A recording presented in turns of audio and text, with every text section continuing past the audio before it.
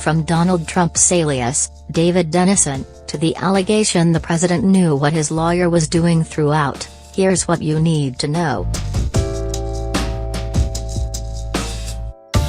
Porn star Stormy Daniels is suing U.S.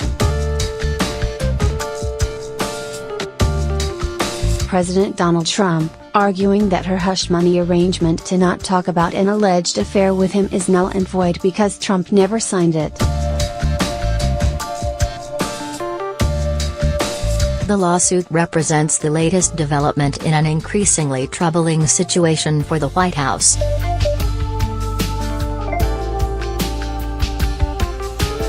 First, it was reported that Trump's personal lawyer, Michael Cohen, paid Daniels $130,000. Then Cohen confirmed it in a carefully worded statement saying that the Trump organization and campaign weren't involved, but conspicuously did not rule out Trump's involvement.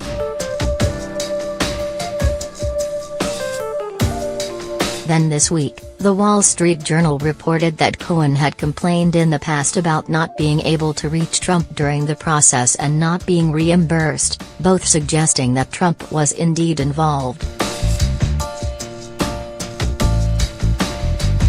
That could open Trump up to legal jeopardy. Exactly how likely Daniels' lawsuit is to succeed is a major question. If she does prevail, it could free her up to talk about the alleged affair.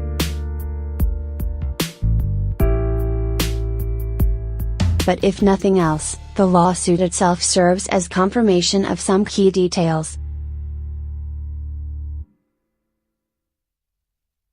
The full lawsuit is 28 pages and includes the alleged non-disclosure agreement.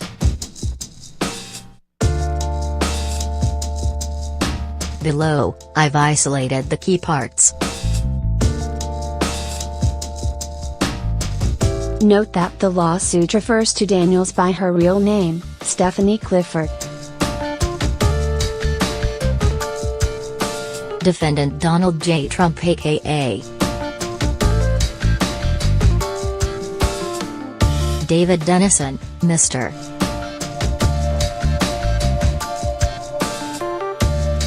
Trump, an individual, is a resident of the District of Columbia, among other places. 18.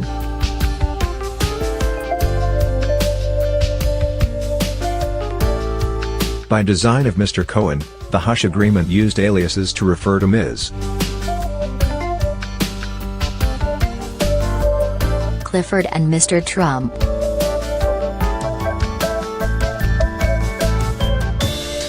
Specifically, Ms.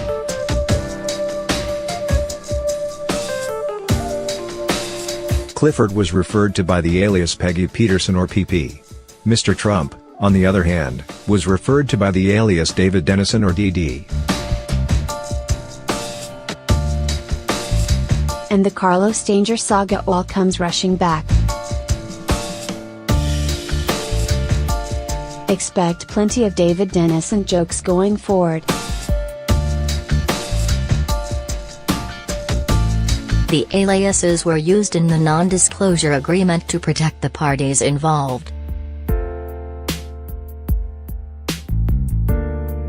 The people they referred to were identified in another document attached to Daniels' lawsuit, although Dennison's real name is redacted in it. Clifford began an intimate relationship with Mr. Trump in the summer of 2006 in Lake Tahoe and continued her relationship with Mr. Trump well into the year 2007.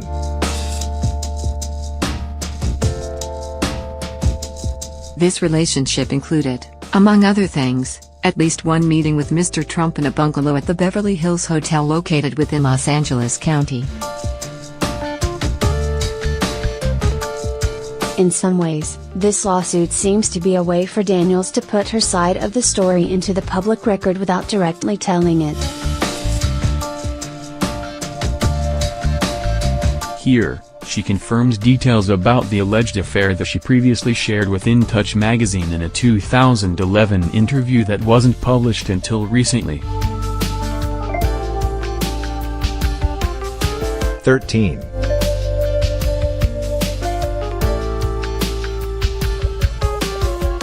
Within days of the publication of the Access Hollywood tape, several women came forward publicly to tell their personal stories about their sexual encounters with Mr. Trump. 14.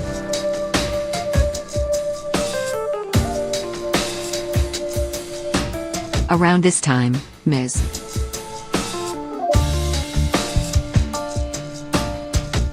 Clifford likewise sought to share details concerning her relationship and encounters with Mr. Trump with various media outlets. This also confirms previously reported details.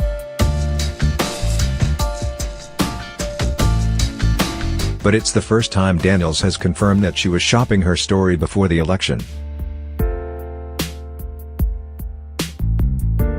She has publicly been coy about the whole thing, apparently because of the non-disclosure agreement.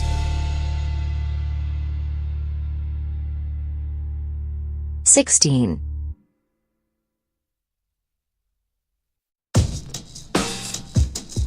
After discovering Ms.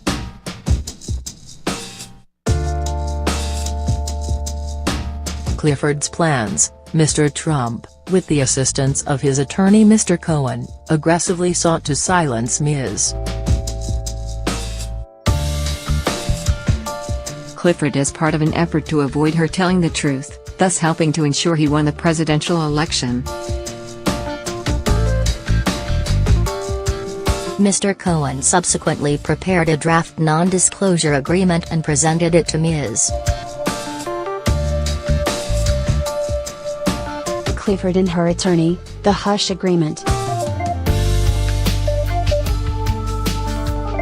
2 points here. First, this is Daniels alleging that Trump was personally involved, something the White House and Cohen have declined to confirm or deny, despite the Journal's reporting.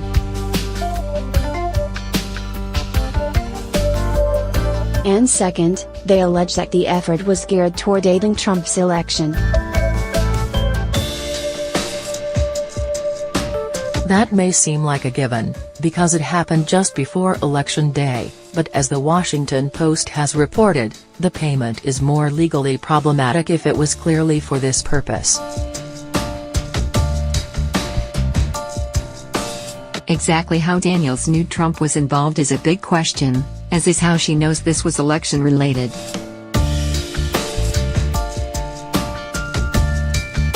(22)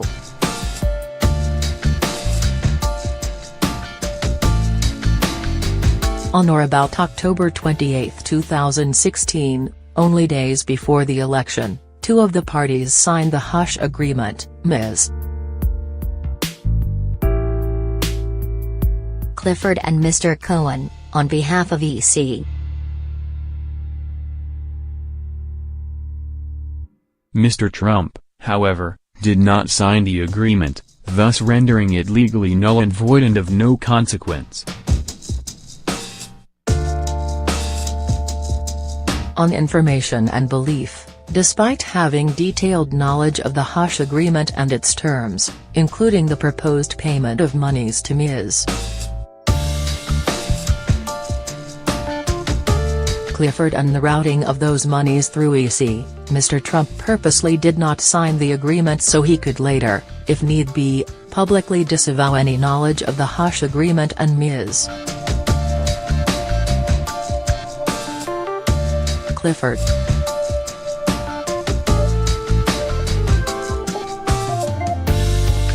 Whether Trump needed to sign this agreement is the major legal question here. According to the non-disclosure agreement attached to the lawsuit, there was a line for DD, apparently Trump's alias, David Dennison, to sign it, but the line is blank. The NDA is signed by Daniels, using her real name, and Essential Consultants, the LLC set up by Cohen.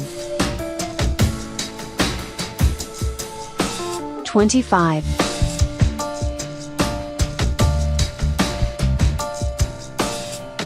Also in January 2018, and concerned that truth would be disclosed, Mr. Cohen, through intimidation and coercive tactics, forced Ms. Clifford into signing a false statement wherein she stated that reports of her relationship with Mr. Trump were false. When the Journal first reported on the payment, Cohen released a statement from Daniels denying a sexual and/or romantic affair. Daniels added, "Rumors that I have received hush money from Donald Trump are completely false." Daniels now says this was coerced. From the alleged NDA.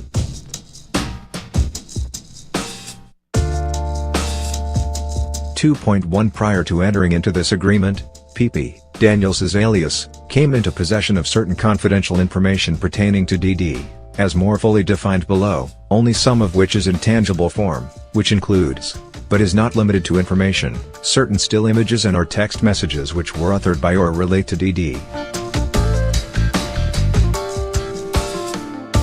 2.2 DD claims that he has been damaged by alleged actions against him, including but not limited to the alleged threatened selling, transferring, licensing, publicly disseminating and/or exploiting the images and/or property and/or other confidential information relating to DD, all without the knowledge, consent or authorization of DD. PP denies all such claims.